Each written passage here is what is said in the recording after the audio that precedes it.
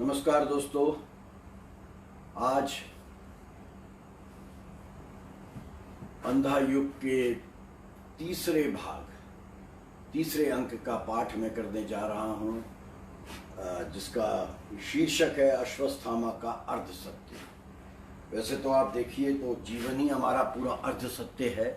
इसमें सत्य कहाँ पर है ये कह पाना या सत्य क्या है इसको परिभाषित कर पाना बहुत दुभर कार्य है।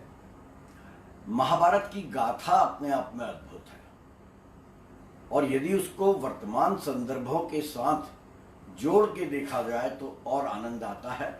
ये समझने में सहायता मिलती है कि जो कुछ घट रहा है इन दिनों, जो कुछ भी राजनीतिक दांवपेच चले जा रहे हैं इन दिनों, या समाज में अगर आप व्यापक स्तर पर देखें, समाज में भी जो कुछ इन दिनों चल रहा है वो सब या तो अतीत में घटित हो चुका है, और यदि महाभारत और रामायण काल्पनिक बातें हैं तो जो हमारे इन महाग्रंथों के रचयिता थे, इन्होंने भविष्य के समाज को देखते हुए, भविष्य के भारत को देखते हुए पहले से ही समझ लिया था कि आने वाला समय कैसा होगा। आप इसे किसी भी दृष्टि से समझ सकते हैं। लिव इन रिलेशंस का दौर है वर्तमान में। यदि आप महाभारत काल को देखें तो लिव इन रिलेशनशिप वहां बड़ी ही सामान्य प्रक्रिया थी। यदि आप राजनीतिक दांवपेच देखें तो विचारधाराओं का कोई मोल महाभारत काल में भी नहीं था, रामायण काल में भी नहीं था। सत्ता जिनको सुहाती है या जो हर कीमत पर सत्ता में रहना चाहते हैं, वो एक खेमे से दूसरे खेमे में, एक विचारधारा से दूसरे विचारधारा में जाने में तनिक भी संकोच नहीं करते। हमारे सामने माधवराव सिंधिया जी के सुपुत्र ज्योतिरादित्य सिंधिया का ताजा नमूना सामने है।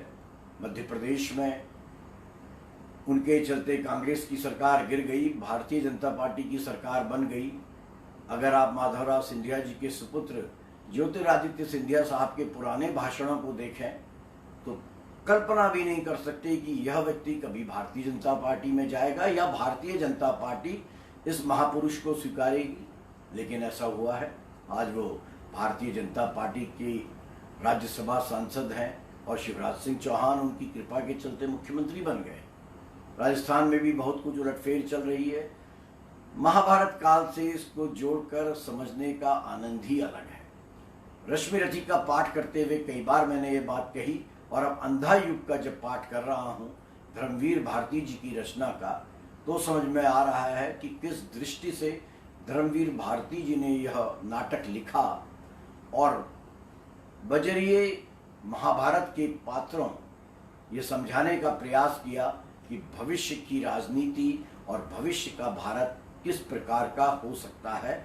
और बहुत हद तक वही घटनाएं जो अपने नाटक के जरिए धर्मवीर भारती कह रहे हैं, वही चीज़ें इन दिनों हम घटित होती देख रहे हैं। तो चलिए पाठ करते हैं धर्मवीर भारती के अंधा युग के तीसरे अंक का अश्वत्थामा का अर्ध सत्य। आज दिन भर आपको भव्य राम मंदिर की गूंज सुनाई पड़ेगी, राफेल की गूंज कम हो जाएगी। राफेल आया की जगह मंदिर आया, यह भी हो सकता है। बहुत संभावना है, मेरी बात को ध्यान से सुनिएगा, कि कुछ महान पत्रकार, टीवी चैनलों के बड़े एंकर कल जब माननीय प्रधानमंत्री जी भूमि पूजन करेंगे इस मंदिर का अयोध्या में, तो स्वयं रामचंद्र जी सीता मैया के धरती में अवतरित होने की कुछ घटनाएं भी आपको बताएं, कुछ चमत्कारों की बात भी करें। ऐसी संभावना पूरी है। तो आप सब लोगों को मेरी शुभकामनाएं हैं कि आप इतना संयम बरत पाएं, इतना धैर्य बरत पाएं, यदि आप टीवी चैनल खोलें, कि आप राम मंदिर आया की गूंज को सुन सकें। आइए चलिए पाठ करते हैं अश्वत्थामा का अर्ध सत्य, अंधा युग नाटक के तीसरे भाग की। कथा गायन हो रहा है, पार्श्व गायन चल रहा है। संजय का रथ जब नगर द्वार पहुंचा तब रात ढल रही थी। हारी कौरव सेना कब लौटेगी यह बात चल रही थी। संजय से सुनते सुनते युद्ध कथा तब रात ढल रही थी। हारी कौरव सेना कब लौटेगी वह बात चल रही थी। संजय से सुनते सुनते युद्ध कथा हो गई सुबह पाकर यह गहन व्यथा। गांधारी पत्थर थी उस श्रीहत मुख पर, जीवित मानव सा कोई चिन्ह न था। दोपहर होते होते हिल उठा नगर, दोपहर होते होते हिल उठा नगर। खंडित रथ टूटे छकड़ों पर लटकर थे लौट रहे ब्राह्मण स्त्रियां चिकित्सक। विधवाएं बौने बूढ़े घायल जर्जर, जो सेना रंग बिरंगी ध्वजा उड़ाते, रोंकते हुए धरती को गगन कपाते। थी गई युद्ध को 18 दिन पहले, उसका यह रूप हो गया आते आते, उसका यह रूप हो गया आते आते।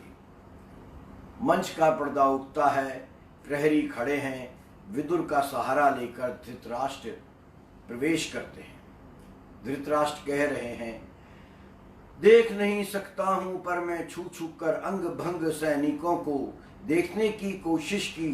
बाह के पास से हाथ जब कट जाता है, लगता है कैसा जैसे मेरे सिंहासन का हत्था है। विदुर कहते हैं, महाराज आप यह सब सोच रहे आप? धृतराष्ट्र, कोई खास बात नहीं, मैं सिर्फ संजय के शब्दों से सुनता आया था, जिसे आज उसी युद्ध को हाथों से छू छू कर अनुभव करने का अवसर पाया है। यहाँ पर एक महत्वपूर्ण पात्र हैं विदुर। विदुर हस्तिनापुर के प्रधानमंत्री थे, पांडवों और कौरवों के चाचा लगते थे और धृतराष्ट्र के सौतेले भाई थे। विदुर वेदव्यास के पुत्र थे, ऋषि वेदव्यास के महाभारत की जिन्होंने रचना की। विदुर का जन्म वेदव्यास और शांतनु, महाराज शांतनु की रानी के द्वारा हुआ था। ये भी एक अद्भुत कहानी है। आप महाभारत में इस प्रकार के रिश्तों को देखिएगा, आप आश्चर्यचकित। चाहे कर्ण हो, जिनको सूर्य के पुत्र कहलाए, विदुर महाराज हो, या एक पात्र आएगा युयुत्सु, ये सब के सब ये बात स्पष्ट करते हैं कि उस दौर में, महाभारत काल में, जिसे कि ऐसा दौर कहा गया जब सच का बोलबाला था, सच्चाई में, तब भी इस प्रकार के संबंध और झूठ व्यापक रूप से समाज में थे। मंच में एक पंगु गूंगा सैनिक घिसटता आता है और विदुर के पांव पकड़ के उन्हें अपनी ओर आकर्षित करके पानी मांगता है। विदुर चौंक के, क्या है? ओह, प्रहरी थोड़ा जल रहा हो। कौन है विदुर? कौन है विदुर? एक प्यासा सैनिक है महाराज। क्या कह रहा है यह? कहता है, जय हो धृतराष्ट्र की, जिह्वा कटी है महाराज, गूंगा है। गूंगों के सिवा आज और कौन बोलेगा मेरी जय। इसे तो ज्वर है, इसे पानी पिलाओ, कह दो विश्राम करे इधर कहीं, वस्त्र इसे लाकर दो माता गांधारी से। प्रहरी कहता है, माता गांधारी आज दान गृह में है ही नहीं महाराज। विदुर, उनकी आंखों में आंसू भी नहीं है, न शोक है न क्रोध है, जड़वत पत्थर सी वे बैठी हैं सीनी पर। प्रहरी, जाकर देखो कैसा है शोर यह। महाराज आप जाएं, जाकर आश्वासन दे माता गांधारी को।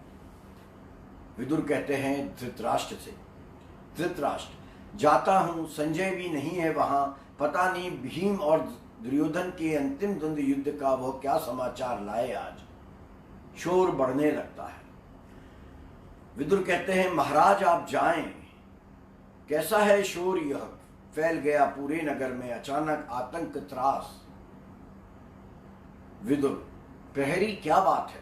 प्रहरी कहता है, अपनी हारी घायल सेना के साथ साथ कोई विपक्षी योद्धा भी चला आया है नगरी में, अस्त्रों से सज्जित है, दैत्याकार योद्धा वह, जनता कहती है वह नगरी को लूटेगा।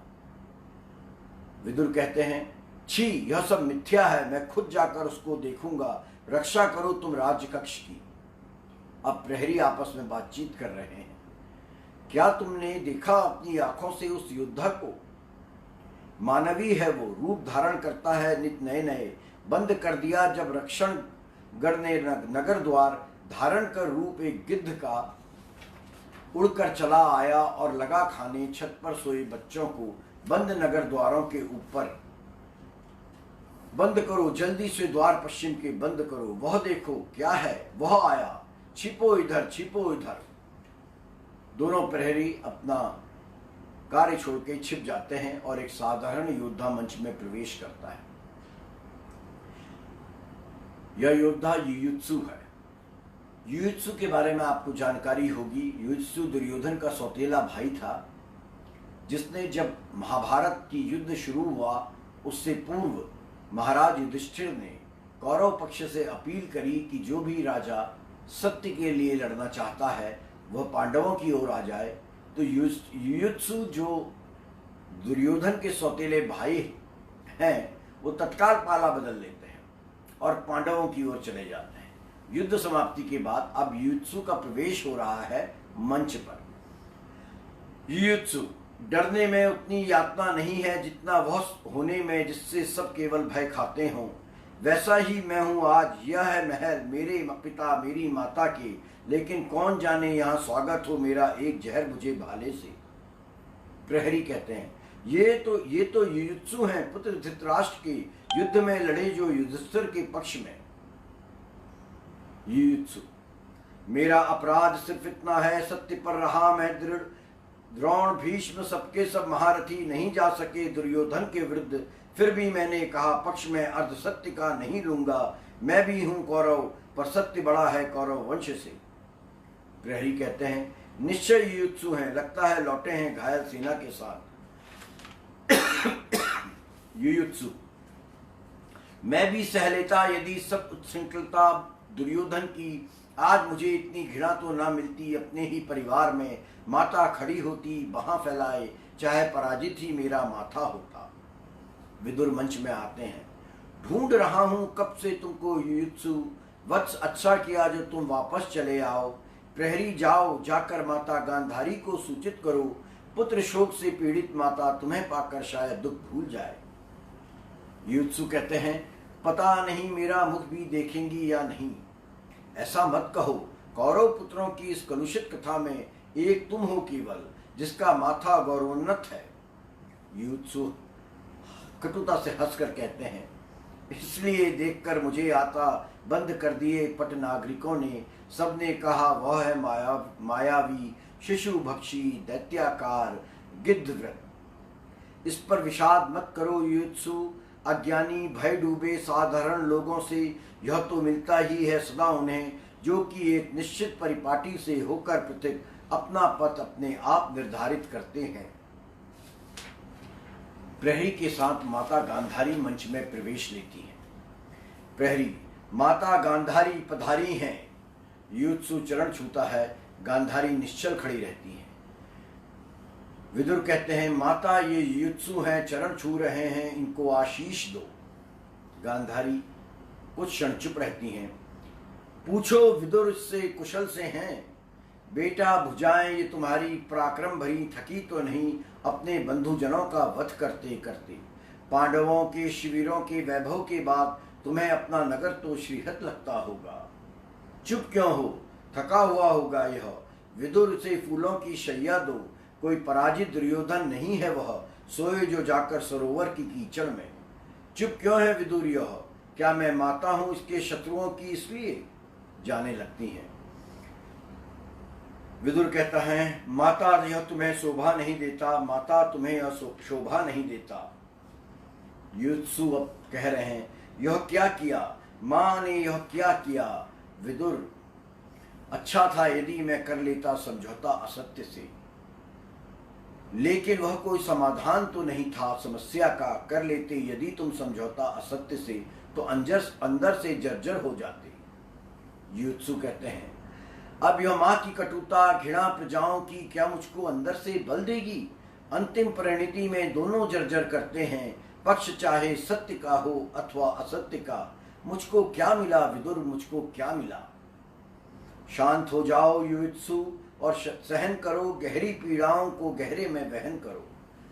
कुछ देर पूर्व से गूंगे की हाफने की आवाज आ रही है, वही सैनिक जो पानी मांग रहा था वो तेज हो जाती है। एक प्रहरी कहता है, कैसी आवाज है यह, वह गूंगा सैनिक शायद दम तोड़ रहा है। विदुर, यह लो युत्सु, उसे जल दो और स्नेह दो, मर्तों को जीवन दो, झेलो कटुताओं को। विवत्सु गूंगे के पास जाकर, गोद में रखो सर, मुंह खोलो, ऐसे हाँ खोलो आंखें। गूंगा आंख खोलता है, पानी मुख से लगाता है, सहसा वह चीख उठता है, गिरता पड़ता हुआ खिसकता हुआ भागता है। प्रहरी पूछते हैं, यह क्या हुआ? युत्सु उसका जवाब देते हैं, मैं ही अपराधी हूं। यह एक एक अश्वारोही कौरव सेना का मेरे अग्नि बाणों से झुलस गए से घुटने इनकी नष्ट किया है खुद मैंने जिसका जीवन, वह कैसे अब मेरी ही करुणा स्वीकार करे?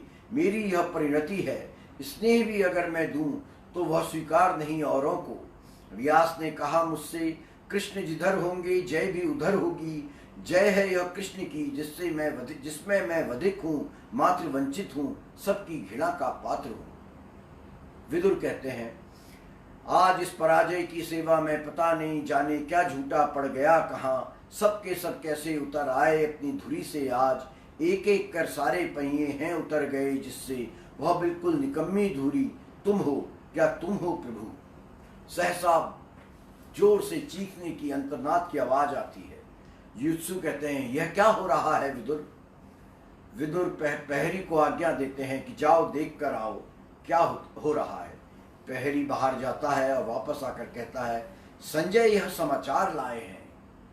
विदुर और युत्सु व्याकुल होकर पूछते हैं, क्या? द्वंद्व युद्ध में, प्रहरी कहते हैं, द्वंद्व युद्ध में राजा दुर्योधन पराजित हुए। विदुर और युत्सु झपट कर जाते हैं, आर्तनाद बढ़ता है, पीछे से कोई घोषणा करता है, राजा दुर्योधन पराजित हुए। पांडवों की संवेद हर्ष ध्वनि और जय जयकार सुनाई पड़ने लगती है और मंच में दृश्य बदल जाता है।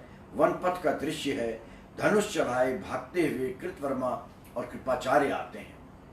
कृतवर्मा कहते हैं, यहीं कहीं छिप जाओ कृपाचार्य, शंख ध्वनि करते हुए जीते हुए पांडवगण लौट रहे अपने शिविरों को। ठहरो, कृपाचार्य कहते हैं, ठहरो, उठाओ धनुष, वह आ रहा कौन? नहीं नहीं, वह अश्वत्थामा है, छद्म वेश धारण करके देखने गया था युद्ध दुर्योधन भीम का। अश्वत्थामा का प्रवेश। अश्वत्थामा, मातुल सुनो मारे गए राजा दुर्योधन, मातुल सुनो मारे गए राजा दुर्योधन।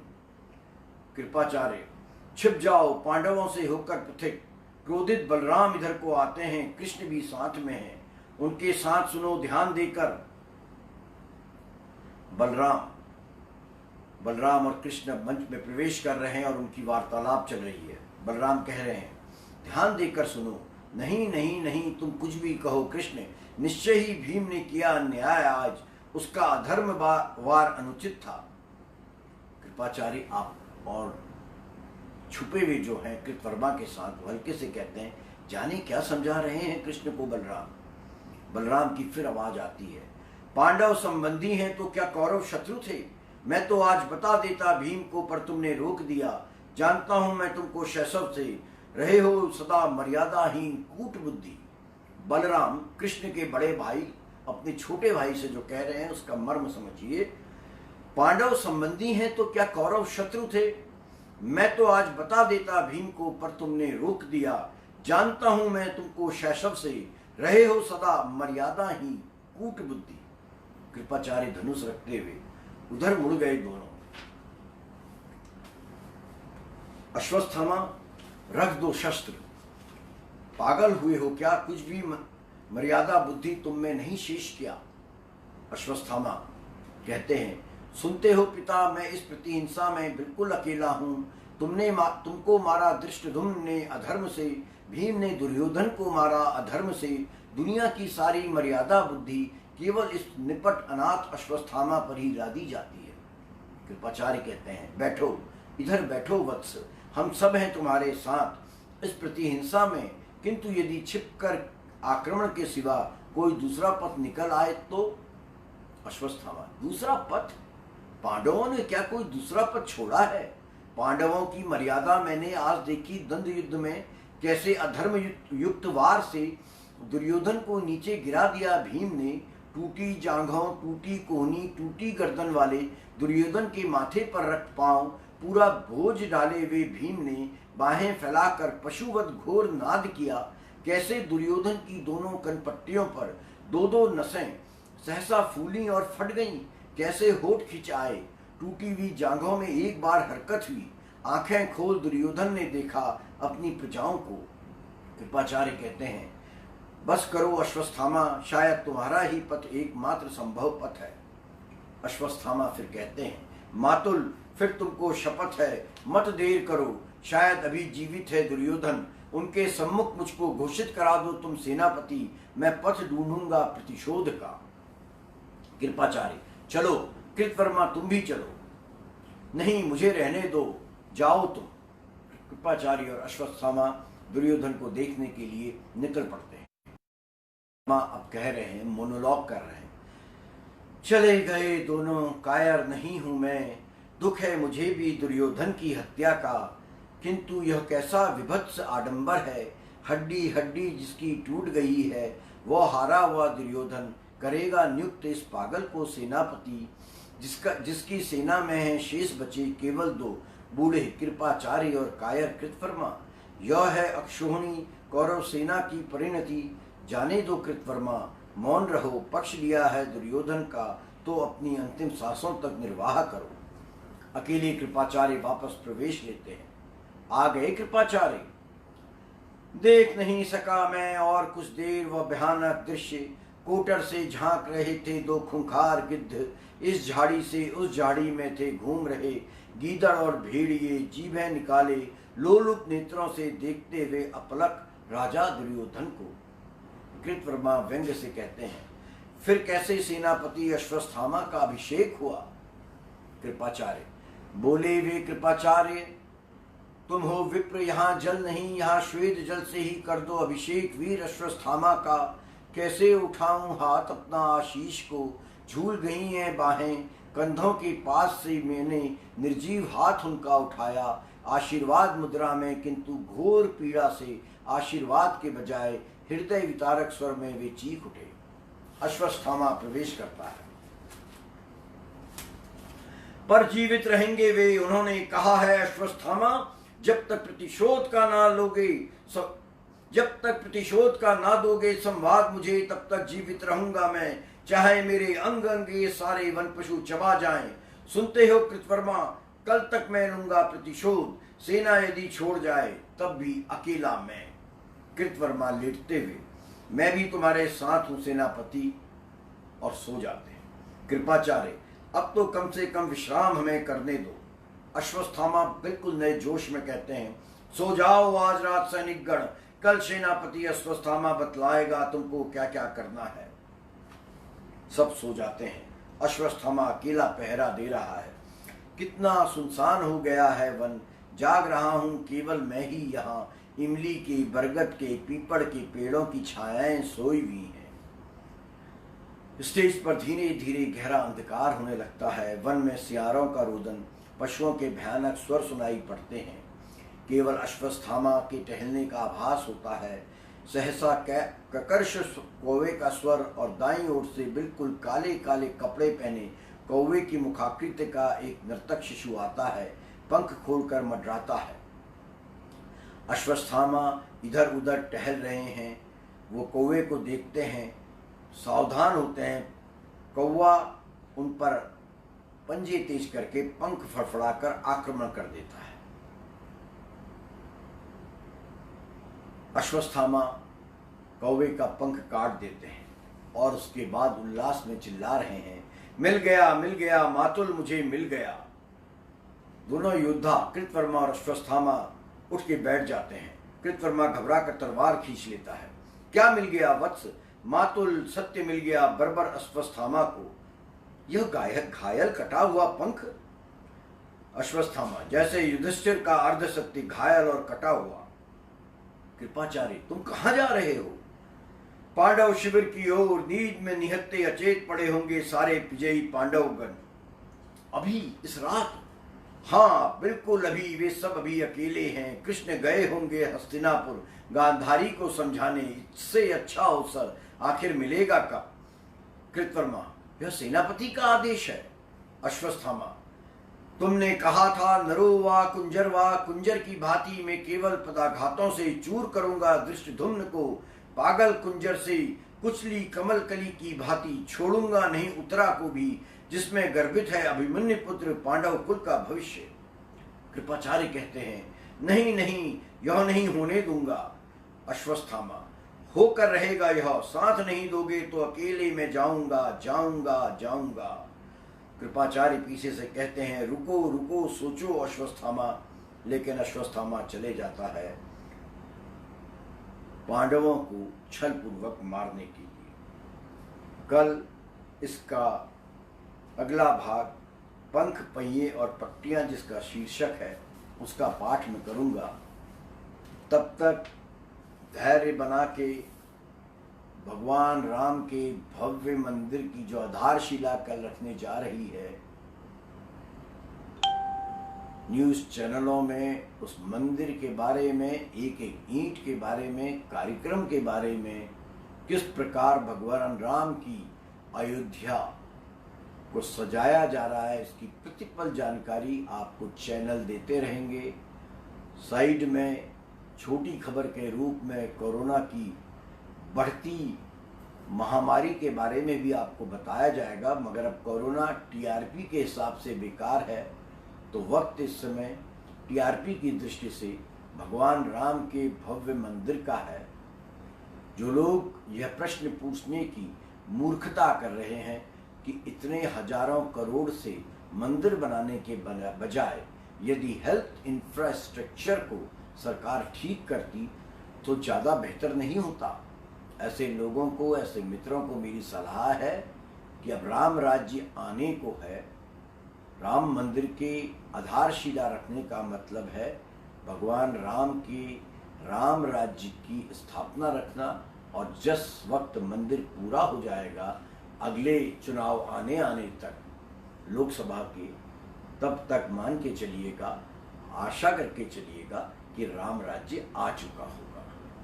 कल आपसे मुलाकात होती है अयोध्या में राम मंदिर की आधारशिला रखे जाने वाले दिन प्रातः 9 बजे आपसे पुनः भेंट होगी। तब तक के लिए नमस्कार दोस्तों।